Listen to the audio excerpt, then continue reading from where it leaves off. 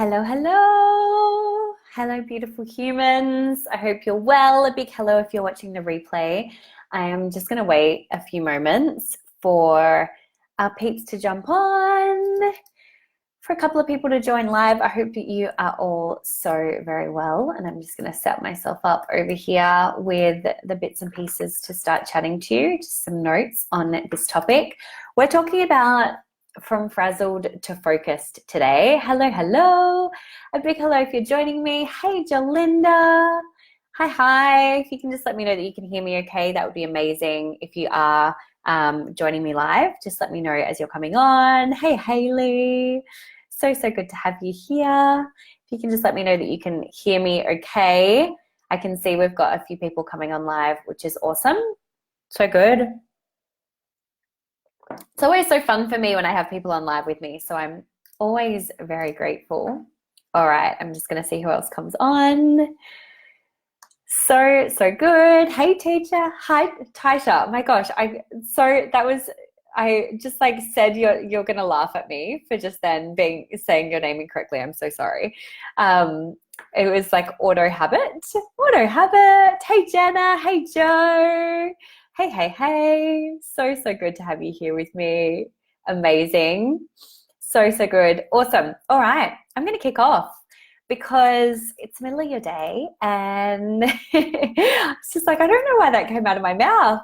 Clearly it's actually really funny that I'm doing this live topic today because I had one of the last couple of days. I feel like I've had a few of those really sort of frazzled moments, and I really love when you almost get served the things that you're currently teaching and you need your own lessons. So it just works really, really perfectly. Today we're going to be talking about from frazzled to focused. So I really love this topic, and usually when I'm creating my live topics or I'm thinking about what it is that I want to share on, I will always just start by looking at the themes that are coming up with my one-to-one clients or my masterminders, hey Rach, and go, okay, so what are the topics or the themes that I'm seeing that are coming up an awful lot right now? And how am I able to, I guess, just create something that's really universal, because obviously there's some kind of theme around this. So hence this live, hence this topic. And I know since I've shared it, there's been quite a few of you that have said this is really relevant. I also feel like perhaps it's really timely right now because we are in October and there's just something about the energy of moving towards the end of the year. We're not quite yet in the silly season, but we're definitely approaching that end of the year where things just kind of start to ramp up, especially for those of you that are in the Southern Hemisphere where the weather's getting warmer and there's just lots happening. It's really easy to feel like there's a little bit of a franticness around wanting to try and achieve things and get things done.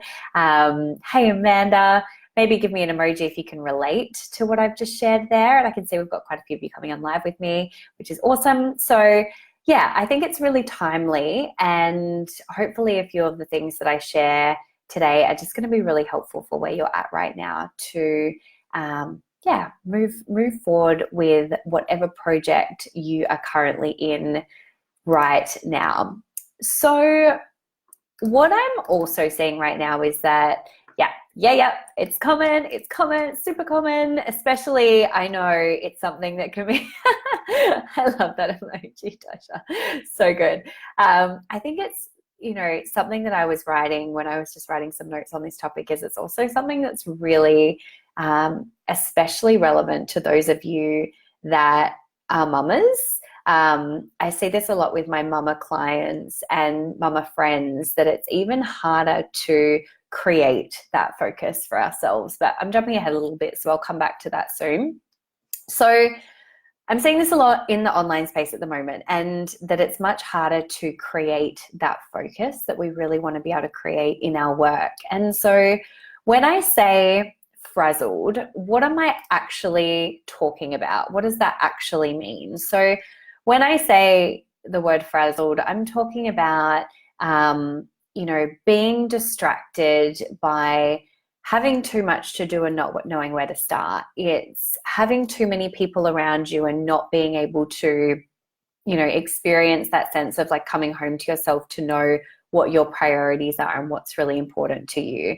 It's being distracted by your phone. It's being distracted by your own internal dialogue and not being able to connect and get clarity on what is actually important to you to move the needle forward in your business. So when it comes to those feelings of feeling and being frazzled, perhaps you can identify with some of those things, some of those themes and some of those things that come up for you where it's like, okay, yeah, this feeling of being frazzled shows up for me when I maybe am watching people online and not staying in my own lane, or it comes up for me because I have too many things on my plate, or it comes up for me because I'm not getting enough time alone to do the things that I need to do. So I think identifying the source of your frazzled, whatever frazzled looks like for you, is really important. First of all, identifying where that comes from, because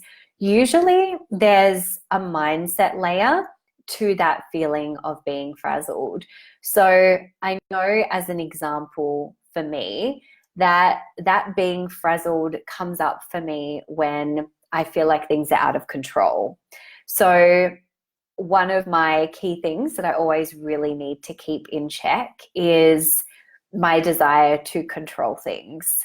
And so for me personally, I can often feel frazzled if I feel like things are out of my control. For many of my clients, I know that there can be that feeling of being frazzled if they haven't done enough, or they think they haven't achieved enough, or they haven't been productive enough, or it's that not enough feeling. So my point here, and by providing these examples, the thing that I'm really wanting to drive home with this is that experience, first of all, of feeling frazzled and as though you're not actually able to move anything forward and create the focus and the space in your life to move things forward, that feeling of being frazzled, there's usually a deeper, I don't necessarily want to use the word trigger, but there's usually a deeper emotional layer to that experience of being frazzled. So whether it is that things feel like they're out of control, or you feel like you're not enough, or you're lacking in some way, it's really worth identifying what that is and what that looks like, because when you know what that is, it's much easier to solve that problem of feeling frazzled, right? Does that make sense? So it's so much easier to work out how you can create that focus when you identify what that feeling of frazzle looks like for you. So it's really, really easy to go, oh my God, I've just got so much on my plate, or, there's just too much going on right now, or I just haven't been able to, do this, or whatever it might be. But really, really get real with yourself and check in, like, what is the reason I feel this? Like, why is this feeling of being frazzled truly coming up for me? So that's the first thing that I want to share there, how frazzle can look different for everyone, and really identifying what the core of it actually is and means for you. So I guess the antithesis of being frazzled, the juxtaposition, the polarity, the opposite end of the spectrum, is being focused. And by having focused as the desired state, and knowing and acknowledging that that is our desired state, we have an opportunity to take ourselves to that place and get ourselves back into alignment. So, like, once again, give me an emoji if feeling focused and being able to get into that place of focus feels good for you. I know it does for me, because when I'm in that space, I'm able to feel creative, I'm clear, I have this amazing opportunity to be able to create the most amazing things from that space and be able to get the most incredible downloads from that place, and really be able to tune in to what my business needs from me when I am in that focus place. So if I'm, I relate it to that feeling in my body of being really grounded. and I don't know if anyone here is knows their Ayurvedic personality type, but Ayurvedic dosha rather. But for me, mine is Vata, which is like I usually tend to be like very air. So it's really easy for me to be in my head, and I can be really ungrounded, and I quite literally hate the wind because it like throws me off, and it makes me feel like there's more air in a body that is already so much of an air constitution. And if you have no idea what I'm talking about, that's totally okay. If you jump on over and Google Ayurvedic dosha, you'll know exactly what I mean. So it's really about going, okay, so yeah, what does that focus look like for me, and how do I get back to that place? How do I cultivate that, and how do I create that, and how do I create that grounding? So when we are creating that focus, it feels like flow. Everything comes easy. I'm a Vata, like, yeah, awesome. Yeah, exactly. You're so right. It does feel like flow. Everything does come easily. And that's actually my next point. So you're spot on there, Taisha, is that when you are endeavoring to create that feeling of focus, the best way that you can do that is to create the space to allow flow to occur. So, yep, absolutely. Frazzled means ungrounded. Yeah. So when you are creating that sense of flow in your life, it's about being really intentional about it. Flow doesn't just happen to us. Something that's really easy to do is go, I'm just going to wait for inspiration to hit. Like, I'm just going to wait for that inspiration to come up. And when it does, I'm going to take it and run with it. But in our modern lives, we don't actually leave enough space to be able to utilize that inspiration when it comes in. So we need to actually carve out those pockets to allow ourselves to get into a flow state. So when we're talking about flow and focus, the two are absolutely, there's a marriage between the two. The two are not mutually exclusive in any way. They're really one, they're unified. So to be able to get ourselves into that flow state, we need to carve out the space and carve out the time to be able to get into it, whatever that looks like for us. And so just as a side on, a stat around getting into flow state, I think it depends which research you read, but it can take you up to 30 minutes to get into that place. And then for every distraction that is created, it can take you up to another 20 minutes to get back into it. So if you're currently like sitting down to do work, and you might do a little bit of work and then you randomly, pick up your phone to scroll, you do a little bit more work and then, the baby cries, or you do a little bit more work and then you're trying to like put dinner on, or you're doing a little bit more work and you're like putting washing on, then you're never actually allowing yourself to get into that focused or flow state where you can produce that work, but instead you're creating that feeling, that sense of being super frazzled, and it's not supporting you to be able to produce. It's not supporting you to be able to create, and you're not able to move. It's so much harder to move your business forward from that place, right? So hopefully this is useful, first of all, because I think the first thing with all of this is that it is a mindset shift. And because when you understand that mindset shift about how important focus is to your business, you will then carve out the space to be able to do it. And now, once again, I'm just so, I say this a lot, but I'm so focused on the fact that, or aware that a lot of my clients are mothers and I am not. And there is just this extra layer of complexity to being able to carve out space when you are a mother, and an extra layer of complexity when it comes to being distraction-free or creating a distraction-free environment.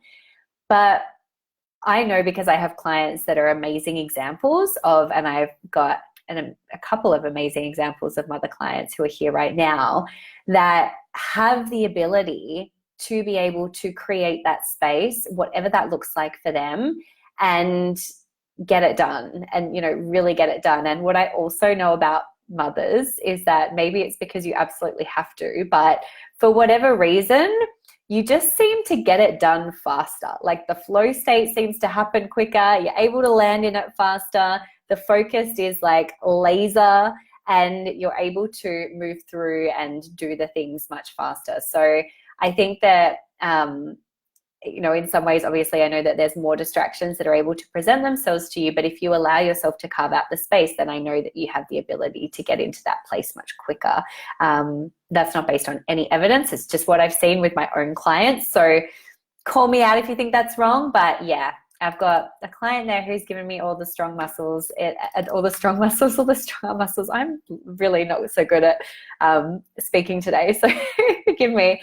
But Amanda, you're an amazing, amazing example of that. You know, someone who's just like, give her 30 minutes and she's done the thing. So so now we've talked a little bit more about, I guess, what frazzled looks like, what focus looks like, why it's so important, and how to create and carve out that space for flow state. So now I'm just going to chat through some different strategies to really avoid distractions and allow yourself to stay in that flow state and be able to move through things and get it done and all of the things. So the first thing is strip it back. So something that's really stopping us from being able to focus is that we're trying to do so many things. With creating online businesses, we're being told constantly by so many different sources that we need to utilize and implement all of the different tools and strategies. And you get it, you know, from myself included, right? Find your way to be able to strip it back so that you are not trying to do hashtag all the things. Because hashtag all the things does not generate results. And if you are a client and you work with me, you will know that we go all in on like one strategy at a time. We're not trying to do 50 million different tactics at a time, because that just does not work. You know, if you're trying to like launch a course over here and then you've got a group program over here, or you're trying to set up Pinterest and a Facebook group and a, you know, Instagram strategy all at the same time, then it's just not going to work. And if you don't believe me that it's not going to work for you, then hear me on this. It's actually not going to work for your clients either, because they don't know how to connect with you if you are showing up everywhere and you're trying to move forward all these different external parts of your business. We need to make it really, really clear for our people to find us. But just as importantly, we need to make it really, really easy for us to be able to create success. And that means staying focused on the one strategy, really going all in on it for at least 90 days. So keep your attention on the one thing. Something that I find works so well for me with this is that I have an ideas notebook, and it's usually on my desk. But the ideas notebook is basically like, because I never ever want to stop the flow of inspiration. I'm sure you can really agree that it's just not something we want to do. But instead of going, okay, I can't think of anything new because I'm really focused on this one thing, it's like, allow all those things to come up for you, but have them all written out as they come up in your ideas notebook, knowing that just because something comes through you right now does not mean that it needs to be implemented in that exact moment. If something's flowing through you right in this exact moment, it might be something that's supposed to be produced or shared with the world in, you know, 1 month's time, 5 months' time, 5 years' time. Just because something's flowing to you right now doesn't mean it needs to be actioned and implemented straight away. So focus means really focusing on the strategy that is coming up for you right now and that you're all in on and that you've invested on. For me, I really like to do this quarterly so that I know I've got my quarterly things that I'm focused on. A lot of the time that might be a launch or all in on, you know, a new strategy, and then you shift focus. Like, it just, in our work where we're doing all different things all the time and we're being told by all of the experts online to do all of the different things at all times, that focus is so key. Take what you need when you need it and ignore the rest. You don't need to know and implement all of the things at all the time. In fact, it's going to keep you more frazzled and less focused. And without that focus, you won't be able to move your business forward in the way that it needs to be moved forward. Okay, so I've actually started talking here about the second strategy, which is creating that one key goal. So going all in on that one strategy for 90 days. So right now it might be that you have one thing that you go all in on until the end of the year. The other thing that I find is that a lot of the time we confuse, new inspiration with self-sabotage, because we feel like, oh no, but I just got called to do this next, or I just got told I should implement this next. Whereas it's potentially just self-sabotage dressed in like a really pretty suit there to distract us from the real work. So get to know when that's coming up for you so that you can honor that and come back. It's so easy to want to try and feel distracted by shiny object syndrome, by something new, by all of the things. We as entrepreneurs, we love new, we love shiny, we love all of that, myself included. So come back to where you're at and the thing that energetically is the thing that you have decided to go all in on. Create boundaries with your phone. So the next recommendation here is just like the most tactical and practical thing ever, but create boundaries with your phone. So I'm going to share an example of something that I acknowledged and recognized that I was doing and have been doing for a really long time. And that is that I've been using my phone almost like a reward.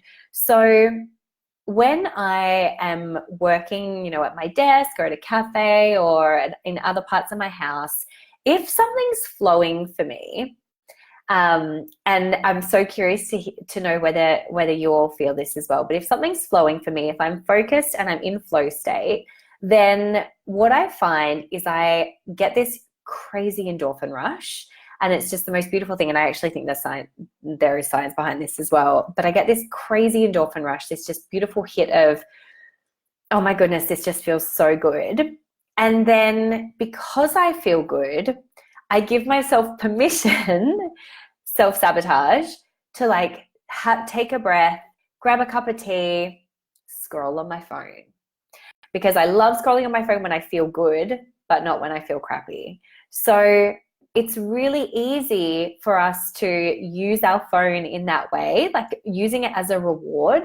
And in doing so, we're creating a distraction and we're cutting off that ability to focus. We're cutting off that sense of focus and flow. And it takes us then that 20, 30 minutes to get back into the thing that we were doing. So remove your phone, get it out of the room, stop it from being a distraction so that you can really zero in and not utilize your phone as a reward. I'm going to share two more things here.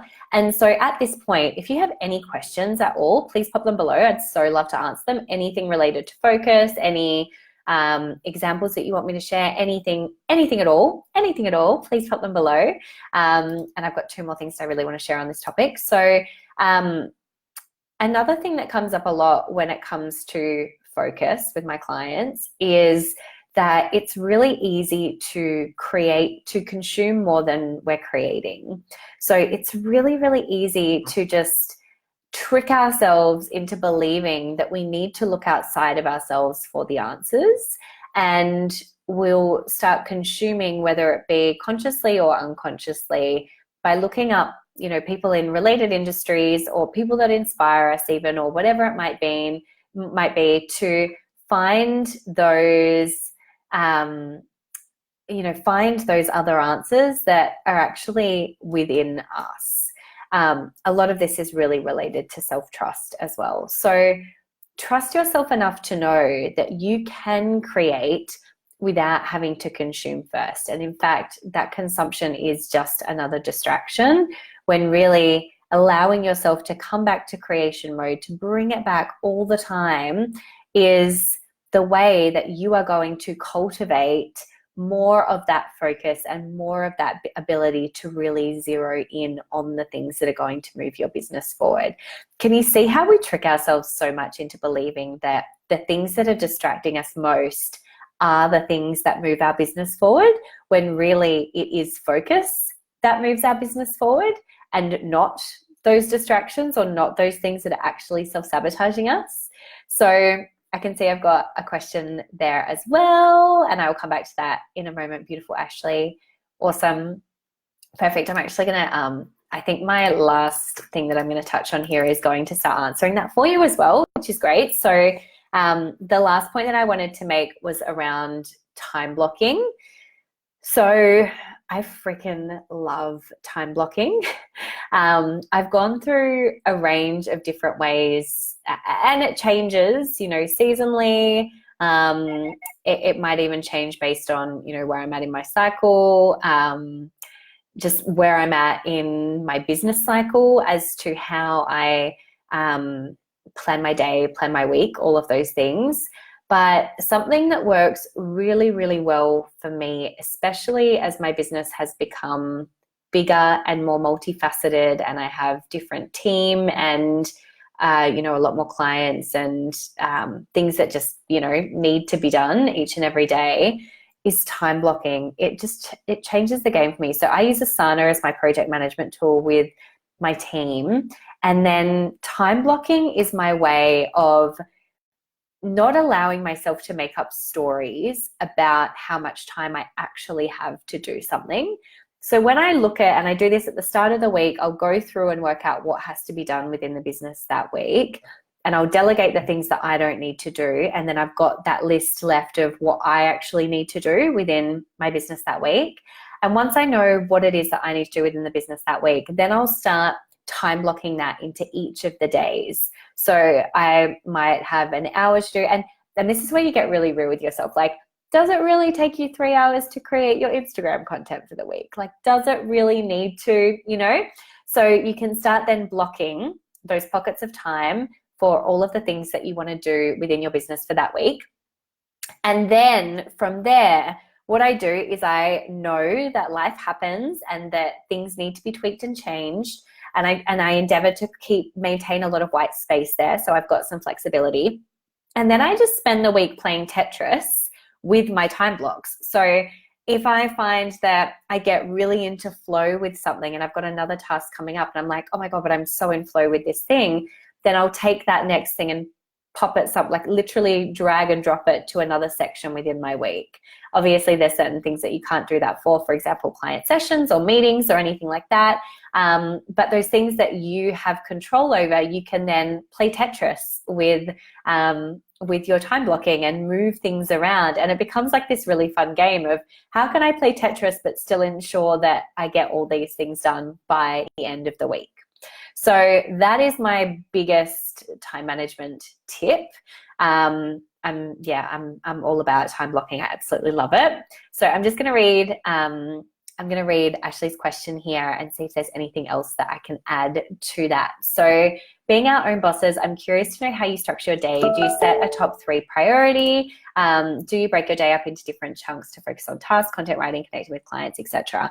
Yeah, so in addition to time blocking, in terms of the general themes of my day or of my week, and I've tried so many different ways of doing this, I have my days when I see clients. So the first thing to that is that I've personally worked out when I work best, what time of day I work best and how I work best. So I know that my preferred time to see clients is in the afternoons. So there might be some weeks where I have client sessions every day, but they're always in the afternoons, or usually in the afternoons. I've got one day a week where I see clients in the morning, and that's just for clients who are on a different time zone where we need to do the morning, otherwise it just doesn't quite work. But for the rest of my clients, I see them in the afternoons or in the early evening for my masterminders. So I know that works best for me, because the best way for me to work is to get all the things done that I need to get done first thing in the morning. I'm my most productive first thing in the morning. And then if I didn't have things scheduled in the afternoon, it's much harder for me to be able to do the things. Whereas if I've got client sessions, my absolute favorite thing to do is to show up with my clients. So it's really, really easy for me to do work with my clients and do my client sessions in the afternoon. So that's the first thing I know. I know the time of day that I work best, and I stick to that, and I'm super disciplined, because the more disciplined I am, the more free I feel, which I know is an oxymoron, but trust me on that. It's absolutely the truth, and just works, without fail, time and time again. So in addition to that, I do have different days for different things. So I find Friday is more of my administration days. Monday is more focused on content creation. I've got certain days where I'm more beautiful you focused, because I do the marketing and I'm one of the trainers for them. I've got different pockets of time where I do different things. I also I batch work. So I do all my content together. I do all my administrative stuff together. So I never have days where it's like one social post, emails, client sessions. It's always, every day looks different, because every day is batch, because that allows me to get into that flow state. I hope that answers your question. Great idea with using the time you're most prepared to get things done. Yeah, absolutely. I hope that answers your question, beautiful Ashley. Let me know if there's anything else that comes up for you there. Hello, Sheridan. What is your best advice about structuring your day or focusing time when you do have lots of time? Awesome. I'm great when I'm super busy. I get so much done, but now I have lots of time. I find it hard to get motivated and feel more confused as to where I want my business to go. Does that make sense? Yeah. So, okay. So the first thing to say here is that I don't know how that feels, because I never allow myself to feel like I have lots of time. Because I figure in business, especially when you're in the growth stages, in the early stages of your business, really allowing yourself to go, okay, I've got lots on, is really powerful, because it's Parkinson's law. So with Parkinson's law, it's like the more you have, the quicker you'll be able to do things, which I'm sure you know. So with that in mind, that's where time blocking works so well. So if you're time blocking at the start of your week, you'll then look at your week and go, okay, I've got lots on. So you might only have like one external obligation, but you've time blocked all these other things into your week. So you know you've got lots on. I time block everything from exercise to catch up with girlfriends to time with Che to all of the different things, because when I've got that time blocked, and I time block it in different colors, so it doesn't feel like stressful or like I've got too much on. It actually feels really freeing, because I know that everything's in there. So I hope that answers your question, lovely Sheridan. Let me know if you have any follow-up questions there. Ashley, how far in advance do you batch work, weekly or monthly? It depends on the task. For my content creation, I do it fortnightly across socials. For things like emails, I do them every couple of days. For my like liaison with my team in Asana, it will be once a day, but it'll just be like I'm in Asana and then I'm out. So it really depends on the task. So I would think about obviously the frequency of that task. If I had a podcast, I'd probably try and do it fortnightly if I could.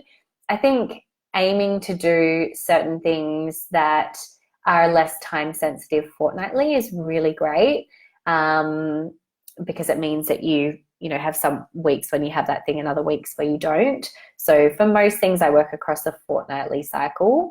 I hope that answers your question there. I'm just going to take a sip of water, and then I am going to answer your question for you, Tara.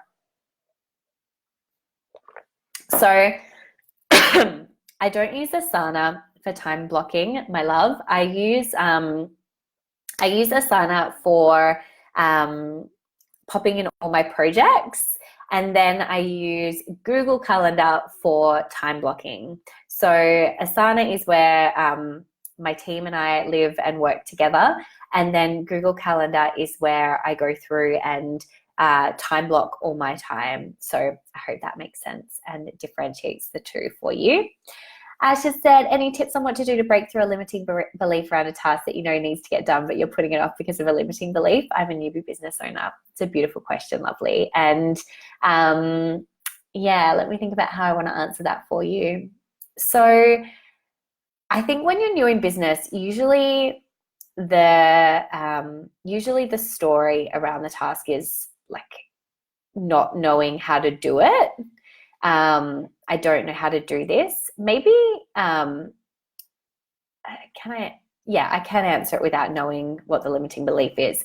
I think the key thing with what you said there is that, and you've actually already identified it, is to work at the root of the limiting belief rather than working at the task level.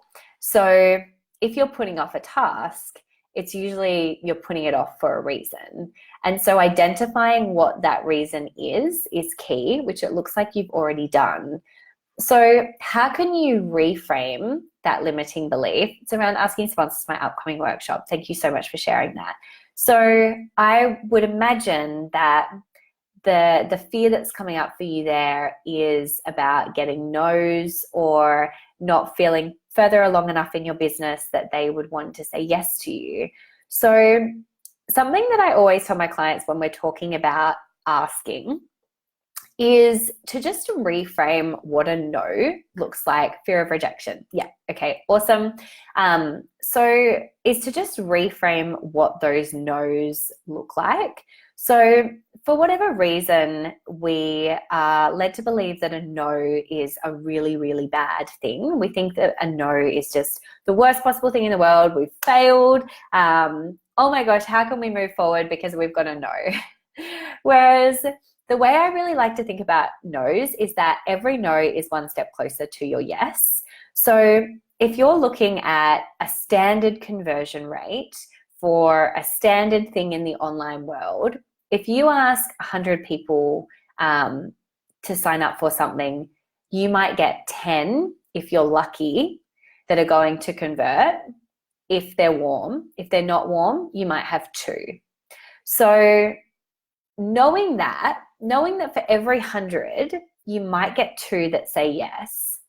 Does that feel easier? Like, to me, it's like, wow, how much better is that? Because the pressure is off and you go all in knowing that there's a really great opportunity that at some point you're going to get a yes. So you give it your all, but you're totally surrendered to the outcome, knowing that that no is just one step closer to your yes. So there's complete detachment to the outcome, complete detachment, but you don't have a fear there that you're going to get a no, right? There's not like oh my God, I'm going to get a no, because then we approach it with the incorrect energy and we're not manifesting that yes outcome, but rather we look at it from the perspective of, okay, well, this is just an opportunity for me to get a yes. But if I were to get a no, that's okay. I'm one step closer to the yes. How amazing is that? So changing that fear of rejection as rather, because there's no such thing as failure. The success is in the trying. So that means that there is awesome. Yep, that's more reassuring. Beautiful. I'm so happy to hear that, because the success is in the trying, not in the outcome. So the worst thing that you could do is not send out those emails. The best thing that you could do is to send out those emails. By sending out those emails and giving it your all, that is you succeeding. The success is not actually the yes. The success is you moving forward with that thing. And the outcome then will be what it will be. So go all in, know that a yes will come at some point, and you just have to persevere and continue to move forward and know that every no is one step closer to a yes. I hope that helps, my love. Thank you for being here. Thank you so much for your beautiful questions. I really hope that this helped you in terms of knowing how to create more focus in your business and really going all in on, what focus looks like for you, and avoiding all of those frazzly feelings that we know just don't support us, in the form of 1,000,001 distractions that are potentially out there stopping us from being able to achieve all the things in our business. Awesome. Big love to you all.